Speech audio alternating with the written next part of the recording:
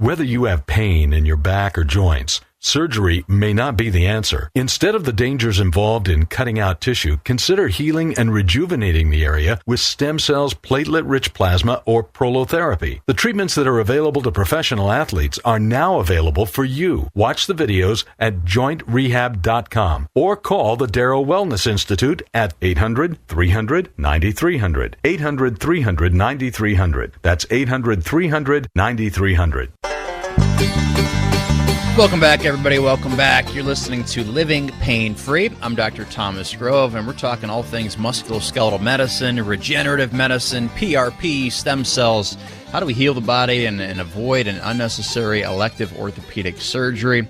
Give us a call here live in the studio, and we'll chat more about it. 866-870-5752. Again, number to call live here in the studio, 866-870-5752. And if you give us a call, we're going to send you a copy of our book for free. Title of that book, Stem Cell and Platelet Therapy, Regenerate, Don't Operate. If you're ready for a free consultation over the phone with our staff, that number to call is 800-300-9300. That's 800-300-9300. If you're too shy to talk to us live on the air, send us an email through our website. Spot on every page for you guys to get in touch with us. That website, www.jointrehab.com. That's www.jointrehab.com. While you're there, lots of good educational content, videos of us doing these procedures. Take the fear out of regenerative medicine. Great resource for you guys to check out. I've got this starred in my notes here to talk about this week. I had a pretty reoccurring theme here this week. A lot of confusion in terms of, let's say you have an ache or a pain, right? You referred to a surgical consultation, and they might tell you something like you need to have a joint replacement. So very, very important that we make the determination between an emergent surgery and an elective surgery, okay? Emergent surgery, that's going to be car accident, bones sticking out of the skin. You've got a really nasty sort of injury. Those are things that, we need to have that operation. It's more of an emergency. That's the sort of, urgency that you need with that. Again, an elective orthopedic surgery, these are things that it's always your choice as the patient whether or not you want to have that procedure done, okay? It's not an emergency. It is completely your choice.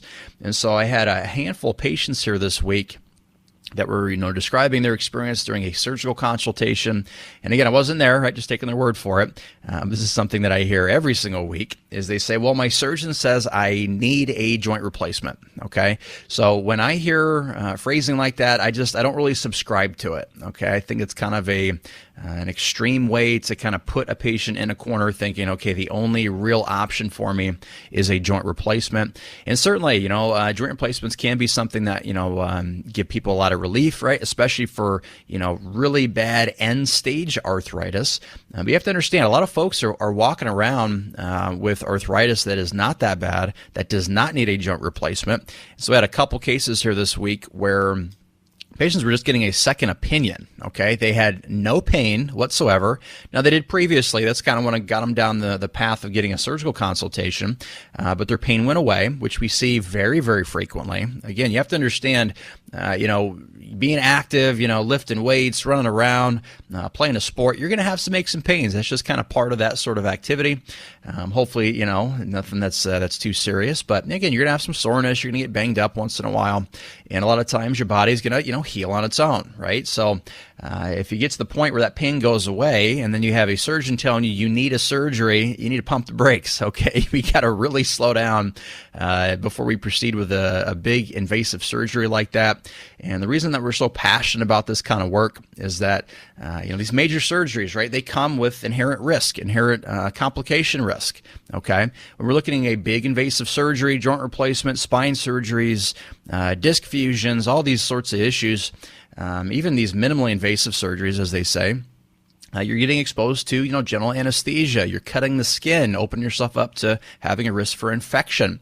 Anytime that we're putting hardware into the body, right, there's always a chance for maybe an allergy to that sort of metal or plastic. Maybe the hardware fails and we have to go back in for another subsequent surgery. And then certain types of procedures as well, especially around the spine. As soon as you have one, your chance of having another one goes way, way up. Okay, so especially for things like fusions, over that next, 3, 5, 10 years, statistically, you're probably going to need another procedure done. And so before we get down that path, there's something else that we can do or not do, more importantly, that's more conservative. That's where we want to lead patients down that sort of road, right? Now, the big sort of issue that we have with these sort of surgeries is, again, the complications. So if we can avoid that sort of risk exposure, in our opinion, that's just a safer way to go about it. And so this week, I found myself getting a little red, had some steam coming out of my ears, because I'm hearing some stories from folks that had, no pain, they had no symptoms, and they're being told by somebody that they need an invasive surgery. And again, for me, I don't subscribe to that. I don't think that's a good idea. That's putting your patient in an unnecessary risk profile to having a surgical complication. When we're looking at, what sort of issues cause pain, cause instability, yeah, of course, there's things that, you can definitely benefit from surgery. I respect the heck out of our surgeons. It's a huge, huge commitment. I've got thousands and thousands of hours in the operating room myself. Again, I'm not a surgeon, but during my training, I did as much as I possibly could. The environment is very fun, right? It's a very, high acuity. I love the team atmosphere, right? It's a good time trying to help folks. But again, we're looking at the elective sort of procedures. A lot of these just don't need to be done. When we're looking at, you have a pain and then you have an image, right? We talk about it every week, but we look at what we call the reality versus the pathology, right? The reality is, what are you as the patient experiencing? What are your symptoms? Where's the location of those symptoms? Where are they coming from? Versus the pathology, which is just what's on the radiology report, okay? Now, we have to understand, again, major take-home point here, guys, is we cannot strictly rely on just the imaging to figure out what's going on with you. All right. Many times we're going to have, distracting pathology on a radiology report that has nothing to do with what your symptoms are. I had a case this week. I can't get it out of my mind. I had a young person coming in with some shoulder pain after they had like a little fall, kind of jammed their shoulder. And again, reasonable, they got some imaging of the shoulder. They also got some imaging of the neck, which again, yeah, certainly, we can have issues in the neck and you got pain that radiates in the arm. And they found a little disc bulge that was on the right side of their neck, a little bit higher up in the cervical spine, but their pain was in the left shoulder. Okay, so again, some basic anatomy here. If we got a disc bulge going on the right side, if we got pain in the left, yeah, probably not the disc bulge causing those sorts of issues for folks. No pain in the neck whatsoever, and this is a young person that was getting referred to neurosurgery for a spinal fusion in their neck. Okay, now, pains in the shoulder, all right? Physical exam determined that. Again, I scanned with that ultrasound as well, found a little bit of pathology that correlated with their symptoms. And they were very, very confused because, they said I've got something wrong with my neck and I need to have this neck surgery. And you have to understand how dangerous that is to go after an area that's not causing your symptom, especially in the spine. And a young person, nonetheless, you're talking about fusing your cervical spine. That's a big no-no. I'm very blessed to have intervened through this trajectory. I'm like, listen, do whatever you want to do, but just promise you're not going to have this neck surgery because that'd be a bad option, man. Again, if that's got nothing to do with your pain, we should not be going and doing these very invasive elective orthopedic surgeries on these sort of pathologies that we see on an imaging report. So you got to be very, very careful that if you don't get a good hands-on physical exam and you're just going off of the imaging report, how truly dangerous that can be, right? And this is where we see a lot of folks that go down the path of surgery that end up experiencing what we call a failed surgery. That's where, we have a surgery and it doesn't do anything for your symptoms and exposes you to have a big complication during that sort of procedure. So again, I had that star to talk about here today. Understand what the word elective means when you're undergoing an elective surgery, okay? That means it is your choice as the patient. You don't need to have an elective surgery, right? These are things you want to make sure you're figuring out what are all my options to address my symptoms. Just understanding that surgery is not without its own inherent risk profile, right? We want to try to keep our patients as safe as we can and do no harm. But we had a couple of cases this week that were just driving me up a wall. I'm like, why would you even consider a surgery? And folks who have no pain, or in folks who have pathology on the image that's not correlating with what their symptoms are, that's a bad move, right? That's where you end up having a complication or a failed surgery. And this is where, you come back in my office, because we see a lot of folks that, I can't get to before they have that failed surgery. So maybe they had that failed surgery before they found us. And there's many, many cases where, I'm thinking to myself, this patient didn't need this surgery whatsoever. I don't know what they were told. When we're asking some basic questions, did you have a good physical exam when you guys were putting together a care plan? And that answer is no. Man, that's such a huge red flag for me. We got to make sure we're keeping our patients safe out there. And again, the sort of services that we offer here, I'm a specialist in regenerative medicine using platelet-rich plasma and stem cells. This is where we do simple injections, okay? Very, very low risk profile, other than having some stiffness and soreness after an injection series. That's really the side effects that we expect, but very, very safe. And again, this is something that we can address with a simple set of injections as opposed to a surgery. That's a much, much safer option to choose. So again, anytime you're considering a surgery and it's an elective situation, take some pause. There's no rush. Don't jump right into it. Make sure you're getting all your options laid out. And when you're getting your different options, make sure you're getting folks who do different things. Okay, if you only go to people who do surgery, right? What do you think they're going to want to do? Right? They do surgery. That's that's what they do. I'm very blessed to have gone the route where I had a lot of surgical exposure, and also the non-surgical side of sports medicine. Again, this is where regenerative medicine can be a very powerful tool, certainly. But again, there's a lot of things that just get better on their own, right? I mean, if you guys have ever had maybe a noise coming from your car, you get an appointment at the mechanic, right? You bring it into the shop, and then the car's not making the noise anymore. We don't go rearranging everything in the car, right? If the car's running good, you're feeling good. We don't go and intervene there. So that happens pretty frequently, where someone maybe makes an appointment, they finally get in with us, and their pain's gone. That's the time to say, hey, well, all right, well, good to see you. But there's nothing that we're going to do for you here if you're feeling good. And so a lot of folks will end up scheduling a surgery, and maybe we allow their body to heal. Maybe we actually use regenerative medicine in the meantime to get their pain under control. And a lot of times they don't need that surgery anymore, right? And so it's just one of those things that you got to be very, very careful. Make sure you're checking out all your options before undergoing a major surgery like that. So again, big takeaway point, what that word elective means, right? It means it's your choice as the patient. So we got a couple more minutes here, guys, left in the second half of our segment. Again, you're listening to Living Pain-Free. I'm Dr. Thomas Grove, sports medicine physician. We're talking all things regenerative medicine, sports medicine. If you guys are ready to give us a call, you can talk to me live in the studio. That number to call is 866-870-5752. That's 866-870-5752. Give us a call. We're going to send you a copy of our book for free. That's Stem Cell and Platelet Therapy, Regenerate, Don't Operate. And if you're ready for a free consultation over the phone with our staff, that number to call is 800-300-9300. That's 800-300-9300. If you want to check out our website, spot on every page for you guys to send us an email. While you're there, check out some educational content, videos of us doing these procedures. Our website is www.jointrehab.com. That's www.jointrehab.com. So I had another case here today to discuss. So again, a lot of fun cases here this week. I always have a fun list of topics to talk about. I got somebody that's requiring actually through an email, what sort of things do we address? Okay, so somebody says, I've got some pretty bad arthritis in my knees and my back. Can you help? ? So a good opportunity to talk about the sort of areas that we can address. And again, I'm very, very blessed to have just an amazing amount of training. I've trained all over the world, all over the country.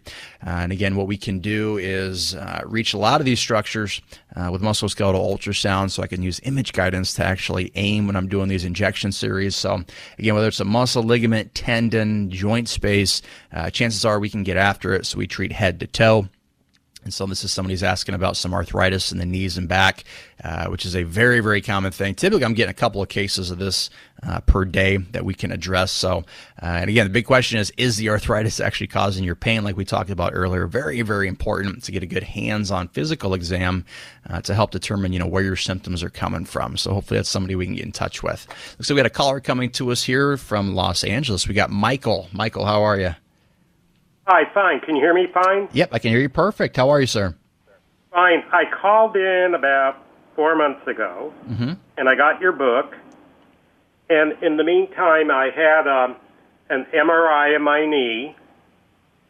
And I'm wondering, when somebody comes in, they should get a copy of their MRI X-ray and everything, or how does that work?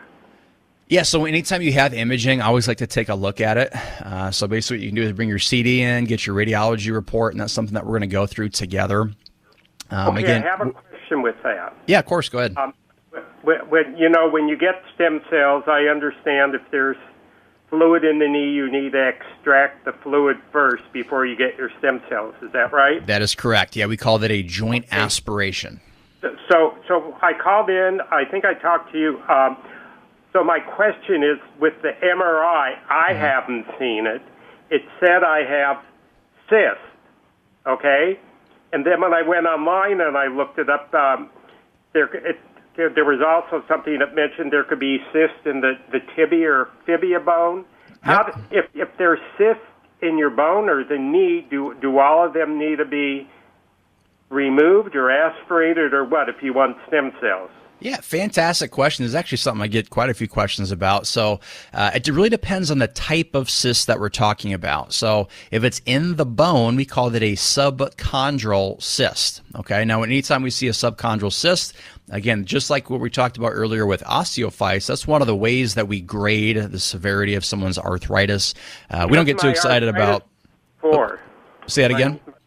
My knee was grade 4 with arthritis of the knee. Yep. So if you have grade 4, that means you do have subchondral cysts. Typically, you're going to have some joint space narrowing right between the thigh bone and the shin bone. And typically, you have osteophytes as well. And so when we're looking at cysts, right, that's underneath the bone, that just tells us the severity of the arthritis. You can also have a popliteal cyst, which is not within the bone. Another name for that's called a Baker's cyst. That's actually a fluid-filled pocket. Let's think of it like a spillover from the joint space. This is something that we see pretty frequently that actually drain for a lot of folks. So again, it really depends on the type of cyst that you have. On the read, does it say subchondral cyst? What does it say?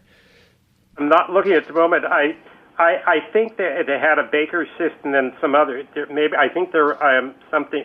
Well, what it is I have to redo my password to get into my medical. But Sure. It sounded like it used the word plural, an S for cyst. So if I have a Baker's cyst, I think I may have had one of those too. Does that needs to be drained or cut out if you want stem cells? Yeah, so we just drain them. So yeah, a surgery like that is extremely, extremely dangerous because it's right next to one of the major vessels that supplies blood to the whole lower extremity called the popliteal artery. You got a lot of veins in there as well, a lot of nerves in that area. So that's not a surgery that you're going to do anytime you have a Baker's cyst. These typically do very well with treating the underlying issue, which in most folks is going to be arthritis within the knee joint. So yeah, this is one of those that you don't want to just have surgery for just to remove the cyst. That's a little bit of an overkill. These do very well with injection therapies. So you drain the Baker's cyst before stem cells? Correct. Yep. What about, I don't know, I may have said subchondral cyst. If there's subchondral cysts, or I was looking online though. If you have any cysts, when you have cysts that said, I'm just looking in line. Didn't say in my thing in the femur or the tibia. Does that mean where you're padding, where everything wore out, and then you get these cysts from the swelling, or can you still do stem cells with subchondral cysts? Oh, yeah, certainly. Yeah, so again, subchondral cysts are just a reflection of the severity of someone's arthritis. So typically, if you're like 18 and you have great knees, we don't see subchondral cysts. But as we get older and we get more advanced arthritis, that's just sort of an incidental finding. I'm a senior, so... Yep, so that's typical. I'd expect to see subchondral cysts. How old are you, Michael? 75. 75. Yeah. So again, we're going to see that sort of thing. That's in people with no pain whatsoever. That just says, hey, this is something. It's a bony reaction from the cartilage wearing out. We have a chronic inflammatory condition like arthritis. But yeah, nothing to be too concerned about. Okay. So if you come in for the stem cells, you drain the Baker's cyst, and then the subchondral cyst. Is there anything done to them before stem cells? Nope. Yep, that's got nothing to do with what's going on. Again, that's just more underneath the articular cartilage. So again, it's more of a finding that helps us grade the arthritis. But yeah, I wouldn't get too concerned about the subchondral cysts. Now you can have really big, cysts within bone as well that gives you less structural integrity in the long bones. I've seen actually quite a few of these that lead to things like fractures. But if they're just subchondral right next to the joint, that just says, hey, this is somebody who's got arthritis. So okay, and then so you come in and you drain it, and then you can do the stem cells the same day? Yep. So, Okay. Basically what I do is I always scan anybody the day of the procedure because sometimes the fluid comes and goes. Again, the big reason why I want to drain that fluid off is a couple reasons. Number one is it waters down the treatment, so I got to get that fluid off. And then number two, that actual fluid that's in the joint, we now know has a lot of what we call chronic inflammatory proteins. These are the things that, it's like cellular junk. This is the stuff that leads to a kind of chronic inflammatory state that, will wear out a joint. So we want to, get that stuff out, flush it out, and then we replace it with some healing cells, right? Whether that's platelets or stem cells. Okay, I have one other question. Since I'm 75, I would think my stem cells they're really not the stem cell, they're not like somebody in their 20s or 30s. Yep. So when we're looking at age for treatment, it's really about the amount of cells and the dose that you get. So again, we've got a lot of really great research out there that age is less of an issue today. I really wouldn't worry too much about that. It's more so about the quality of the product and then getting the product on target. And again, this is where we use guided ultrasound. So yeah, the age part, it's not a big deal. Again, I treat people in their 90s and 100s all the time. What I need embryonic stem cells or mine can do? Yep. So yours are fine. Here in the United States, we don't use embryonic. That's going to be something that you get from like a developing baby. So those are things that are completely outlawed. So again, what we're looking at, stem cells, a lot of different sources you can get them from. So here we talk about things like the bone marrow, which is a pretty easy way to get those sort of cells. But so that's from the hip then, right? If you do that. Yep. Back of the pelvis. Yep. Okay. So I got before I do anything, I'd have to get my imaging, and there shouldn't be any problem asking them for a copy of my imaging. No, not at all. Yeah, again, you get it, but regardless, I'm going to scan you myself with that musculoskeletal ultrasound.